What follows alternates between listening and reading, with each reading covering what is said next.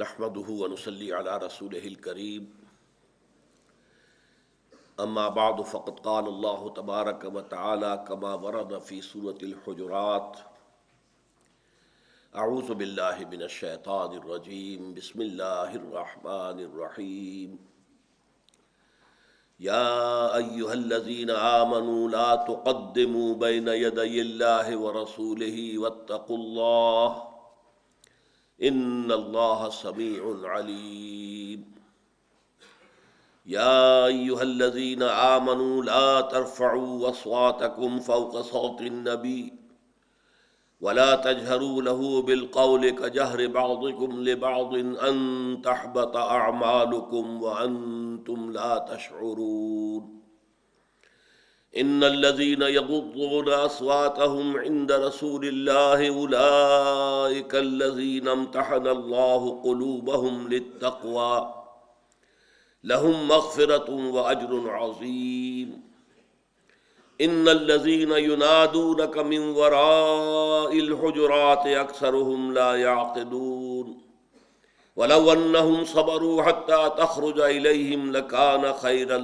لهم واللہ غفور رحیم صدق اللہ العظیم رب اشرح لی صدری ویسر لی امری واحلل عقدۃ من لسانی یفقہوا قولی اللہم ربنا الہمنا رشدنا واعذنا من شرور انفسنا اللہم ارنا الحق حقا وارزقنا اتباعہ وارنا الباطل باطلا وارزقنا اجتنابہ اللہم وفقنا لما تحب وترضى وتقبل منا فإنك خير المتقبلين آمین یا رب العالمین۔ معزز حاضرین اور محترم خواتین، السلام علیکم ورحمۃ اللہ وبرکاتہ۔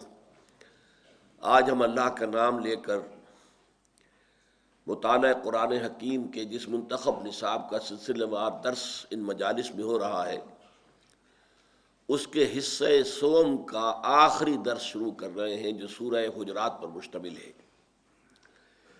ذہن میں تازہ کر لیجئے کہ اس منتخب نصاب کا پہلا حصہ 4 جامع اسباق پر مشتمل تھا: سورۃ العصر، آیت البر، سورہ لقمان کا دوسرا رکوع، سورہ حامیم سجدہ کی آیات 30 تا 35۔ دوسرا حصہ پھر ایمانیات کے مباحث پر مشتمل تھا، اس کے بھی 5 درس ہوئے: سورۃ الفاتحہ، سورہ آل عمران کی آیات 190 تا 195، پھر سورہ نور کا 5واں رکوع مکمل، پھر سورہ تغابن پوری کی پوری، اور پھر سورہ قیامہ وہ بھی مکمل۔ پھر تیسرا حصہ شروع ہوا عمل صالح کی وضاحت اور تفصیل اور توضیح۔ اس میں ترتیب ہم نے یہ رکھی کہ ظاہر بات ہے کہ سب سے پہلے انڈیویجول، ایک فرد جو ہے، فرد human being, individual human being, اس کی سیرت و کردار کو کن بنیادوں پر استوار ہونا چاہیے، تعمیر ہونا چاہیے، یہ پہلا سبق تھا اس تیسرے حصے کا۔ سورہ مومنون کی ابتدائی 11 آیات اور اس کی ہم مضمون سورہ معارج کی 17 آیات، ان 2 مقامات پر ایک درس مشتمل تھا۔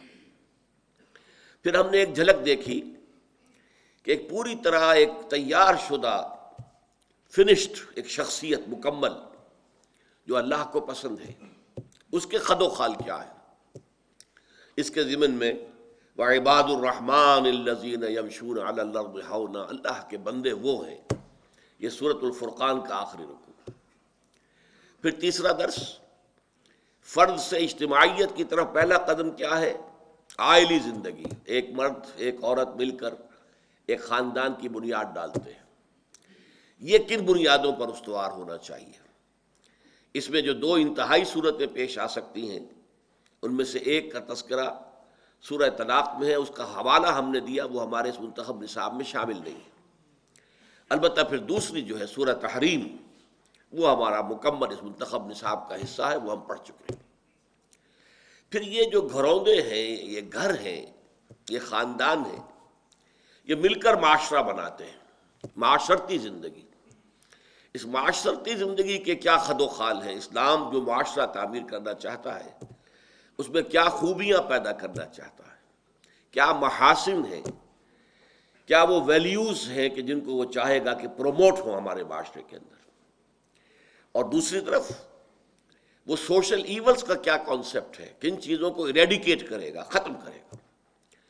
تو معاشرتی ویلیوز اس کے ضمن میں بہت ہی جامع اسباق وہ سورہ بنی اسرائیل کے تیسرے اور چوتھے رکوع پر مشتمل۔ یہ ہمارا چوتھا درس تھا۔ اب آج جو سورہ حجرات ہم پڑھنے لگے ہیں، یہ اجتماعی زندگی کی جو بلند ترین سطح ہوتی ہے، ملی زندگی، سیاسی زندگی، اور آج کی جدید اصطلاح میں ہم کہیں گے ریاستی زندگی۔ ریاست کا کانسیپٹ جو ہے یہ زیادہ پرانا نہیں ہے، پرانا کانسیپٹ حکومت کا، گورنمنٹ، لیکن یہ بہت ریسنٹ تصور ہے، 200 سال سے زیادہ اس کی تاریخ نہیں ہے کہ انسان نے یہ سیکھا کہ ریاست اور شے ہے، حکومت اور شے ہے۔ حکومت ریاست کو چلانے کا ایک ادارہ ہے۔ حکومت سے آپ اختلاف کر سکتے ہیں، آپ کو حق ہے، ہر شہری کو حق حاصل ہے۔ ریاست کے خلاف کریں گے تو آپ باغی شمار ہوں گے۔ تو یہ جو فنڈامنٹل ڈفرنس ہے اسٹیٹ اینڈ گورنمنٹ، گورنمنٹ تو ایک ادارہ ہے، چلانے والا ادارہ ہے، لیکن یہ ہے کہ ریاست، تو اسلامی ریاست کے اصول کیا ہیں؟ پھر یہ کہ ملی زندگی میں استحکام کے لیے کیا ہدایات ہیں؟ یہ اہم ترین مضامین ہے میرے نزدیک، جو اس تیسرے حصے کے آخری سبق کے طور پر سورہ حجرات کی شکل میں اس منتخب نصاب میں شامل ہے۔ یہ 18 آیات ہیں۔ اس سے پہلے ہم سورہ تغابن پڑھ چکے، وہ بھی 18 آیات پر مشتمل تھی، یہ بھی 18 آیات پر مشتمل ہے۔ اور اس میں ترتیب کچھ ایسے ہے کہ 3 حصے ہیں اس کے۔ پہلے حصے میں اسلامی پالیٹی جس کو ہم کہتے ہیں، پالیٹکس یا پالیٹی، اسلامی ریاست، ملی زندگی، اس کی اساسات کیا ہیں، بنیادیں کیا ہیں، اہم ترین موضوع ہے۔ دوسرے حصے میں کہ مسلمانوں کی اجتماعی زندگی کو مستحکم رکھنے کے لیے، اس لیے کہ یہ امت اصل میں خیر کا ذریعہ ہے، کنتم خیر امت اخرجت للناس، تم بہترین امت ہو جسے دنیا والوں کے لیے برپا کیا گیا ہے، این انسٹرومنٹ آف گڈ، بھلائی کا ذریعہ ہے، آلہ ہے۔ اب اگر وہ آلہ ہی ٹوٹا پھوٹا ہو تو اس سے کیا کام لیا جا سکے گا؟ تو ملت کا استحکام یہ بہت ضروری ہے، مضبوط ہو اپنی جگہ پر، تاکہ اس کے ذمے جو کام لگایا گیا ہے شہادت علی الناس کا، وَكَذَلِكَ جَعَلْنَاكُمْ أُمَّةً وَسَطًا لِتَكُونُوا شُهَدَاءَ عَلَى النَّاسِ وَيَكُونَ الرَّسُولُ عَلَيْكُمْ شَهِيدًا، پوری دنیا کے لیے امر بالمعروف اور نہی عن المنکر کا فریضہ سونپا گیا ہے۔ كُنتُمْ خَيْرَ أُمَّةٍ أُخْرِجَتْ لِلنَّاسِ تَأْمُرُونَ بِالْمَعْرُوفِ وَتَنْهَوْنَ عَنِ الْمُنكَرِ وَتُؤْمِنُونَ بِاللَّهِ۔ تو جیسے آج کل ہم کہتے ہیں کہ فزیشین ہیل دائی سیلف، اگر کہیں کوئی طبیب یا ڈاکٹر بیٹھا وہ خود بیمار ہے تو اس کے پاس کون آئے گا علاج کرانے کے لیے؟ پہلے اپنا علاج تو کر لو۔ اسی طرح جو امت پوری دنیا کی اصلاح کا بیڑا اٹھائے، اس کے اپنے اندر تو داخلی استحکام ہونا چاہیے، صلاح اور فلاح جو ہے اس کے مظاہر نظر آنے چاہیے۔ پھر آخری حصے میں ایک بہت ہی بڑی بحث اہم جو ہے وہ یہ ہے کہ اسلامی ریاست ظاہر بات ہے دنیا میں جب قائم ہوگی تو اور ریاستیں بھی تو ہوں گی، دائیں بائیں، شمال جنوباً، تو باقی جو غیر مسلم ریاستیں ہیں، غیر اسلامی ریاستیں ہیں، ان کے ساتھ تعلق کس بنیاد پر ہوگا؟ کوئی تعلق ہے یا نہیں ہے؟ پھر اہم ترین ایشو آیا ہے کہ اسلامی ریاست میں شہریت جو ہے، سٹیزن شپ، اور اسلامی معاشرے کی رکنیت، ممبرشپ آف دیٹ سوسائٹی، یہ بیس کرتی ہے اسلام پر، ایمان پر نہیں۔ حالانکہ ایمان اہم تر ہے، اسلام جو ہے وہ تو ایمان کا مظہر ہے، لیکن ایمان وہ شے ہے جو ویریفائی نہیں کیا جا سکتا کہ دل میں ہے یا نہیں ہے۔ لہذا دنیا کا کوئی نظام ایمان کی بنیاد پر قائم نہیں ہوگا۔ دنیا میں جب نظام ہم بنائیں گے تو وہ اسلام کی بنیاد پر قائم ہوگا، شہریت کی بنیاد اسلام ہے۔ تو بہت اہم بات ہے کہ پھر اسلام اور ایمان میں فرق کیا ہے؟ وہ میرے نزدیک اس سورہ مبارکہ کا اہم ترین موضوع ہے۔ اور پھر یہ کہ جنہیں اللہ تعالیٰ اسلام کی دولت سے نواز دے، وہ پھر اگر ایمان حقیقی کی منزل تک پہنچنا چاہے تو انہیں کیا کرنا چاہیے؟ تو یہ ہے مضامین اجمالاً اس سورہ مبارکہ کے۔ اب دیکھیے سب سے پہلا لفظ ہے یا ایھا الذین آمنو۔ اس کے حوالے سے بھی میں آپ کو چند باتیں بتانا چاہتا ہوں کہ پورے قرآن مجید میں مکی صورتوں میں یا ایھا الذین آمنو سے خطاب نہیں ہوا۔ 2/3 حصہ قرآن کا مکی ہے، 1/3 ہے مدنی۔ صرف ایک صورت ہے سورہ حج، جس کے بارے میں ایک رائے یہ ہے کہ یہ مکی ہے، ایک رائے یہ ہے کہ مدنی ہے، گویا کہ کنٹروورشیل ہے۔ اس میں تو یا ایھا الذین آمنو آیا ہے، اور سورہ حجرات کے بعد جو ہمارا درس آئے گا وہ اسی پر مشتمل ہوگا، آخری رکوع سورہ حج کا۔ باقی پورے قرآن میں 3-4 مقامات پر اگرچہ کہا گیا ہے حضور سے خطاب کر کے کہ آپ یہ بات کہہ دیجئے اہل ایمان سے، لیکن کہیں بھی یا ایھا الذین آمنو سے خطاب نہیں کیا گیا۔ اس کی وجہ کیا ہے؟ یا ایھا الذین آمنو یہ خطاب کا صیغہ ہے امت مسلمہ سے۔ ہجرت سے قبل تک مسلمان ایک جماعت تو تھے، امت نہیں تھے۔ امت کی حیثیت سے تاج پوشی جو ہوئی ہے امت مسلمہ کی، امت محمد کی صلی اللہ علیہ وسلم، اور اسے امت کا جو مقام دیا گیا ہے وہ ہجرت کے بعد، جس کی علامت تھی تحویل قبلہ۔ چنانچہ تحویل قبلہ کے ضمن میں وہ آیت آئی وَكَذَلِكَ جَعَلْنَاكُمْ أُمَّةً وَسَطًا لِتَكُونُوا شُهَدَاءَ عَلَى النَّاسِ وَيَكُونَ الرَّسُولُ عَلَيْكُمْ شَهِيدًا۔ آج کے بعد سے تم ایک امت ہو۔ اس سے پہلے ایک جماعت تو تھے، امت نہیں تھے۔ تو یا ایھا الذین جو آتا ہے در حقیقت یا ایھا الذین آمنوا امت کے لیے۔ اچھا، اور اس میں بھی یہ نوٹ کر لیجئے، امت میں مومنین بھی ہیں اور منافقین بھی ہیں۔ خود آپ کو معلوم ہے مدینے کی جو امت تھی، امت مسلمہ، اس میں کیا تناسب منافقوں کا تھا؟ 1/3 کے قریب تعداد منافقین کی تھی، اس لیے کہ اس کا بھانڈا پھوٹ گیا جب غزوہ احد میں 1000 آدمی حضور کے ساتھ مدینے سے نکلے ہیں، دامن احد میں جا کر جو ہے ڈیرا ڈالا ہے، پڑاؤ ڈالا ہے، پھر صبح کے وقت صف بندی ہو رہی ہے، اب آمنے سامنے دشمن آ گئے، ادھر سامنے جو ہے وہ قریش کا لشکر ہے اور ادھر مسلمانوں کا۔ این اس وقت 300 آدمی چھوڑ کے چلے گئے میدان سے، عبداللہ ابن ابی کی سرکردگی میں۔ 1000 میں سے 300، 30% منافقین پہ مشتمل تھے۔ تو امت مسلمہ سے جب خطاب ہوگا یا ایھا الذین آمنوا سے، تو اس میں اہل ایمان بھی شامل ہے، منافق بھی شامل ہے۔ کہیں بھی قرآن مجید میں یا ایھا الذین نافقوا نہیں آیا، اے وہ لوگوں جو منافق ہو گئے، پورے قرآن میں کہیں نہیں ہے۔ ان سے جب بھی خطاب ہوگا یا ایھا الذین آمنوا، چونکہ ایمان کے مدعی تو وہ تھے نا، دعویٰ تو کرتے تھے ایمان کا۔ تو یہ صیغہ خطاب ہے، اور یہ اب نوٹ کیجئے کہ ہم نے کتنا حصہ میں نے آج آپ کو گنوا دیا ہے، کتنے مقامات ہم نے قرآن مجید کے اب تک پڑھ لیے۔ میرا یہ خیال ہے کہ پونا پارہ تو لگ بھگ ہو گیا ہے، ان تمام مقامات کو جمع کریں تو لگ بھگ پونے پارے کے برابر ہو گیا ہے، لیکن ان میں بھی صرف 3 دفعہ آیا ہے یا ایھا الذین آمنوا۔ آپ کو معلوم ہے کہ یہ ان تمام مقامات میں سے سورہ تغابن میں آیا ہے، لیکن سورہ تغابن مدنی صورت ہے، یا ایھا الذین آمنوا اس میں آیا ہے۔ باقی یہ کہ اکثر و بیشتر جو ہے یہ خطاب کا صیغہ نہیں ہے۔ اس صورت میں آپ دیکھیں گے، نوٹ کیجئے کہ 5 مرتبہ 18 آیات اور 5 مرتبہ یا ایھا الذین آمنوا، یا ایھا الذین آمنوا، یا ایھا الذین آمنوا، یا ایھا الذین آمنوا۔ یہ اتنی مقدار میں یہ خطاب کا صیغہ قرآن مجید میں کسی اور مقام پر نہیں ہے۔ 18 آیتوں میں سے 5 آیات کا آغاز ہونا یا ایھا الذین آمنوا سے۔ یا ایھا الذین آمنوا لا تقدموا بین یدی اللہ ورسولہ۔ اے ایمان کے دعوے دارو، اب میں ایمان والوں کی بجائے ایمان کے دعوے داروں ترجمہ کر رہا ہوں، کیونکہ مخاطب جو ہے ان میں مومنین بھی ہیں، منافقین بھی ہیں۔ اے ایمان کے دعوے دارو لا تقدموا بین یدی اللہ ورسولہ۔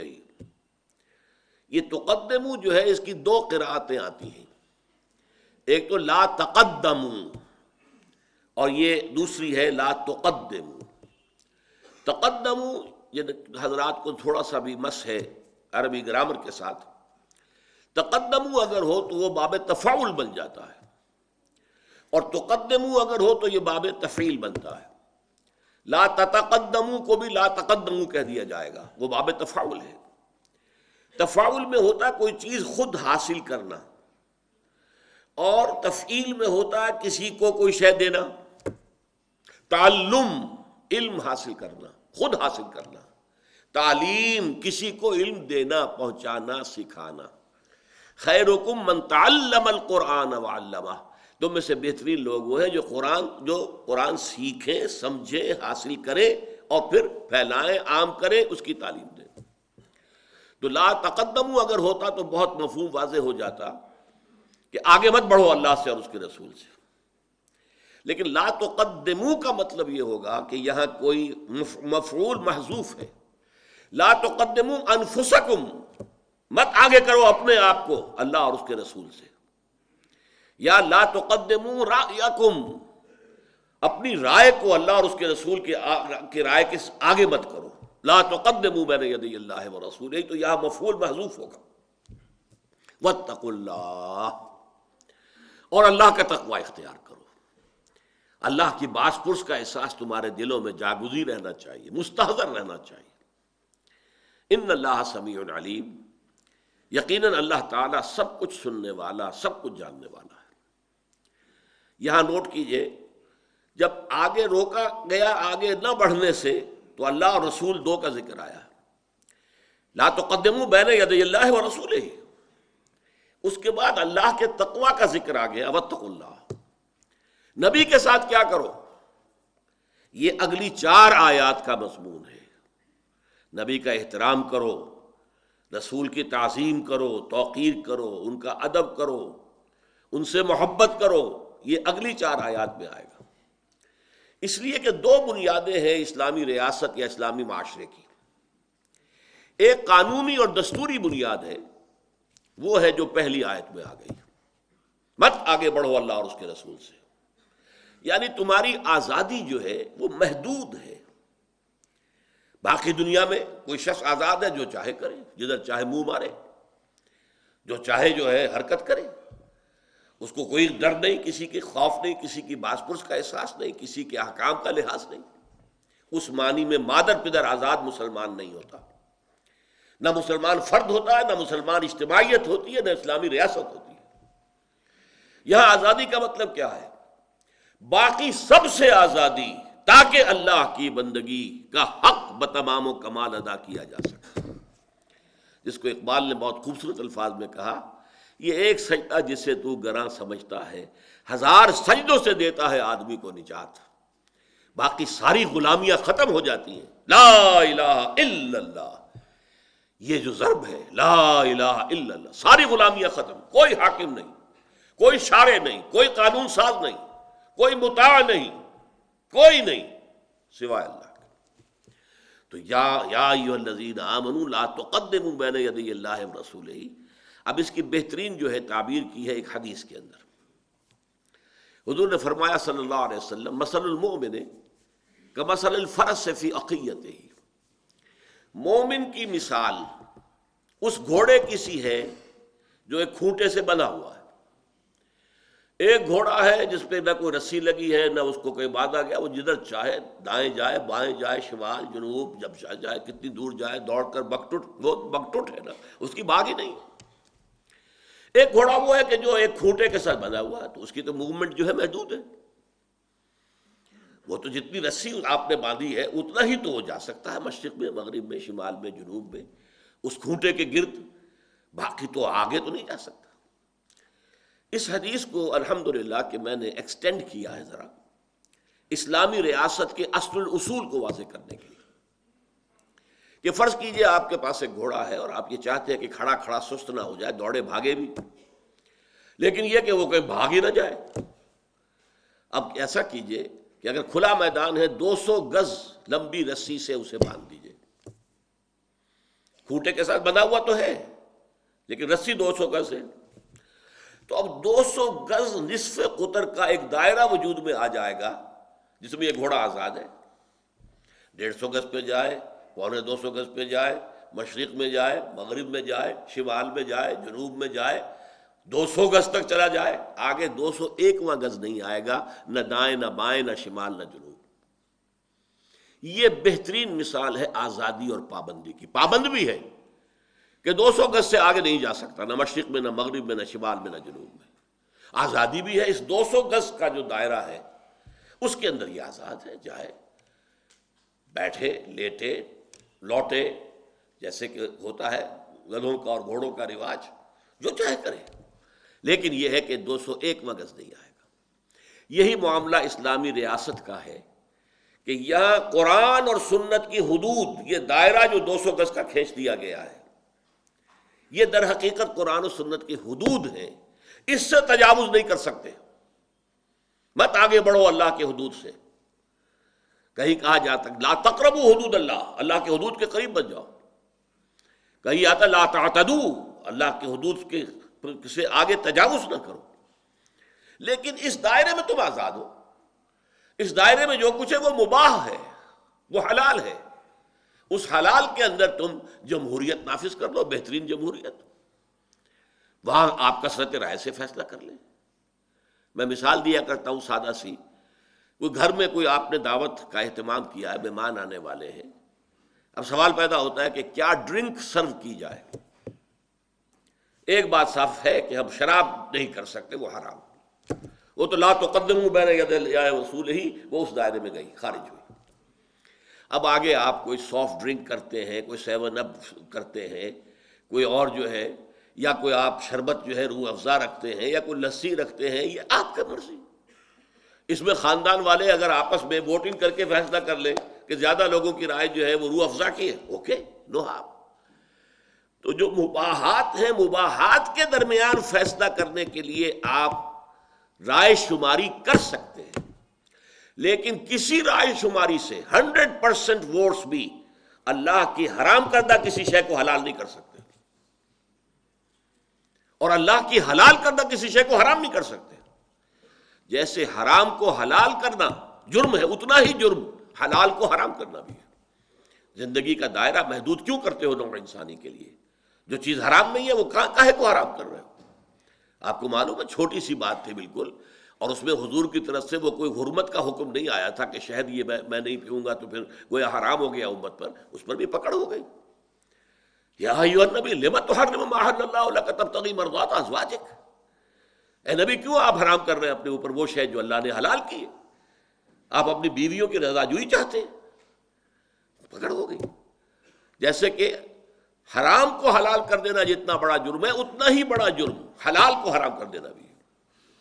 اس اعتبار سے یہ دائرہ کھینچ کر اسلامی ریاست کی ایک بنیاد آ گئی۔ قانونی اور دستوری بنیاد کیا ہے؟ اب اس کو ہم کہیں گے اللہ اور اس کے رسول، اللہ کی کتاب، رسول کی سنت۔ اللہ کی کتاب اور رسول کی سنت سے تجاوز نہیں ہو سکتا۔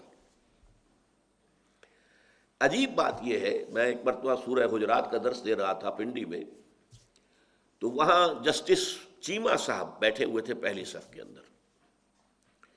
میں نے جب یہ بات بیان کی کہ بعین ہی یہی دفعہ پاکستان کے دستور میں موجود ہے، بعد میں انہوں نے بتایا، میں چونکا کہ یہ کون سی دفعہ کا حوالہ دینے چلے ہیں۔ میں نے دفعہ 227 کا حوالہ دیا، no legislation will be done repugnant to the Quran and the Sunnah. میں نے کہا یہ صحیح ترین تعبیر ہے اس آیت کی، لا تقدموا بین یدی اللہ ورسولہ، no legislation will be done repugnant to the Quran and the سنہ۔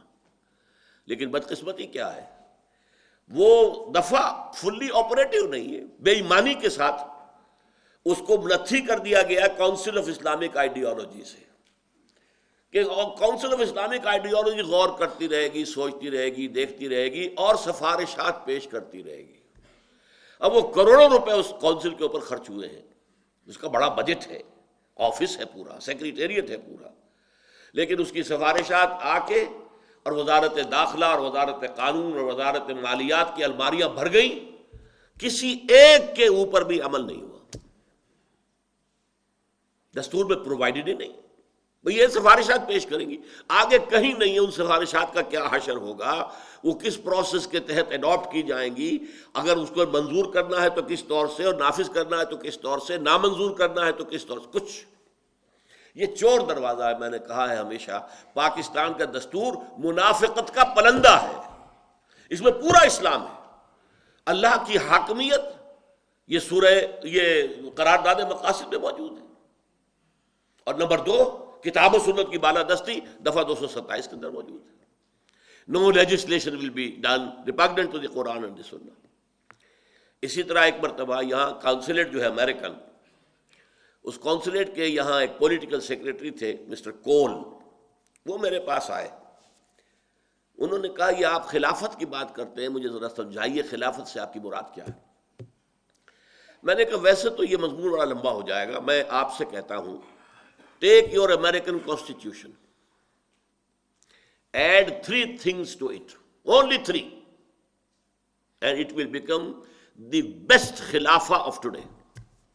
بہترین خلافت بن جائے گی. اس لیے کہ میں باقی اعتبارات سے امریکہ کے دستور کو بہترین سمجھتا ہوں. سوشل ایوولوشن جو ہے، پولیٹیکل ایوولوشن، اس کی ہائیسٹ لیول پر امریکن کانسٹیٹیوشن ہے. اور یہ جو نظام ان کا صدارتی، یہ خلافت کے نظام سے قریب ترین ہے. یہ نہیں ہے کہ ہیڈ آف دی اسٹیٹ اور ہے اور ہیڈ آف دی گورنمنٹ اور ہے، پھر ان کے درمیان ٹکراؤ ہو رہا ہے، پھر 58(2)(b) کا معاملہ آ جائے گا. یہ نہیں، کچھ بھی نہیں. ایک ہے، توحید ہے، اختیارات کی توحید. صدر ہیڈ آف دی اسٹیٹ بھی ہے اور وہ ہیڈ آف دی گورنمنٹ بھی ہے. تو میں نے کہا 3 چیزیں ایڈ کر دیجئے. نمبر 1 لکھیے اس ملک میں sovereignty belongs to God, not to the people. Number 2 no legislation will be done at any level. میں لیول اس لیے کہا فیڈرل لیول ہے، اسٹیٹ لیول ہے، کاؤنٹی لیول ہے، at any level which is repugnant to the book of God and the tradition of his messenger. Number 3, non-Muslims here will be protected minority. They will not be equal citizens of the state. یہاں قانون بننا ہے کتاب و سنت پر مبنی، اور وہ نہ کتاب کو مانے، نہ سنت کو مانے، نہ رسول کو مانے، تو کیسے ایسوسیٹ کر لیے جائیں گے؟ They will be protected minority. ان کا ذمہ لیں گی ریاست، ان کی حفاظت کا، ان کے جان و مال کا، ان کی آبرو کا. انہیں باقی سارے حقوق حاصل ہوں گے. کاروبار کریں، ملازمتیں کریں، تجارت کریں، جو چاہیں کریں، جس کو چاہیں پوجیں، جیسی چاہیں اپنی عبادت گاہیں بنائیں. ان کی عبادت گاہوں کی حفاظت مساجد سے زیادہ کی جائے گی. لیکن they will be protected minority. They will pay taxes. جزیہ کیا؟ جزا ہے، بدلہ ہے، بدل ہے. ذمہ کون ہے؟ جس کا ذمہ لیا گیا ہے. We are responsible for their safety. اور جزیہ وہ ٹیکس دیں گے. مسلمان زکوٰۃ دے گا، عشرت دے گا، وہ ٹیکس دیں گے. بات ختم. اس نے کہا بات میں سمجھ میں آ گئی. تو یہ ہے اصل میں یہ ایک آیت، موسٹ پروفاؤنڈ آیت قرآن مجید کی. یا ایھا الذین آمنوا لا تقدموا بین یدی اللہ ورسولہ، لا تقدموا انفسکم یا لا تقدموا رأیکم بین یدی اللہ ورسولہ. ایک حد ہے تمہاری آزادی کی، اس سے آگے مت بڑھنا. اللہ اور اس کے رسول کے احکام جہاں آگے، فل سٹاپ. لا تقدموا بین یدی اللہ ورسولہ واتقوا اللہ. یہ تو ایک قانون ہوا، نہیں بڑھ سکتے. No legislation can be done repugnant to the Quran and Sunnah. لیکن اس کے اوپر عمل کرنے کے لیے روح تقویٰ لازمی ہے، ورنہ قانون کی انسان دھجیاں بکھیر دیتا ہے. ہمارے قانون، ہمارے دستور کے اندر یہ دفعہ موجود ہے اور 0 ہے. Not effective, not operative. Effective اور آپریٹو ہوگی اگر واتقوا اللہ، اللہ کا تقویٰ موجود ہو کہ ایک دن جانا ہے، اللہ کے حضور میں حاضری ہے، جواب دہی کرنی ہوگی. دنیا والوں کے ساتھ منافقت برت سکتے ہیں، دھوکہ دے سکتے ہیں، وہاں کون دھوکہ دے گا؟ یہ اگر تقویٰ ہے واتقوا اللہ. اور اس تقویٰ کی بھی پھر سب سے بڑی روح کیا ہے کہ یہ ذہن میں رکھو اللہ سب کچھ سن رہا ہے اور ہر چیز سے باخبر ہے. اس میں بڑی دھمکی ہے. کوئی اگر بزرگ کہتا کسی بچے سے دیکھو میں تمہاری حرکتیں دیکھ رہا ہوں، اب اس کے اندر کس قدر غضب جو ہے وہ مضمر ہے. اللہ جانتا تم کیا کر رہے ہو. یہ ایک بہت بڑی دھمکی ہے. اللہ تعالی ہمیں تقویٰ نصیب فرمائے اور ہمیں ملکی سطح پر اس ایک دفعہ کو پورے طور پر لاگو کرنے، آپریٹو کرنے کی توفیق عطا فرمائے. اقول قولی ھذا واستغفر اللہ لی ولکم ولسائر المسلمین والمسلمات.